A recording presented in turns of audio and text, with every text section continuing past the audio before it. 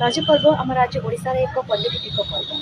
यही पर्व ज्येष्ठ मासर शेष और आषाढ़ मासर प्रथम भाग में पड़ता है। यही पर्व 3 दिन धरी पालन कराए खूब धूमधाम। प्रथम दिन को पहली रज, द्वितीय दिन को रज संक्रांति, तृतीय दिन है भूईनाण और भूमि दहन। ये 3 दिन समग्र ओडिशा से खूब हस खुशी सहित रज पर्व पालन करते। शेष दिन को पुणी बसुमती स्नान, जो माता बसुमती को पूजा कराए, स्नान कराए और पूजा कराए। तो यही रज पर्व आपण मैंने खूब हस खुशी सहित धूमधाम पालन करूँ, सुरक्षित भाव पालन करूँ।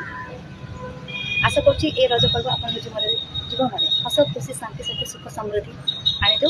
सहित आप आनंद पोड़पिठा खातु दोड़ी खेलतु। दोड़ी कि सुरक्षित भाव में खेलतु। जो खेलुँच धीरे सुस्थे खेलतु। और जो मैंने खेलु ना देखुं से दोड़ी दूरे रही देखु। तो सुरक्षित पालन करूँ, हस खुशी सहित पालन।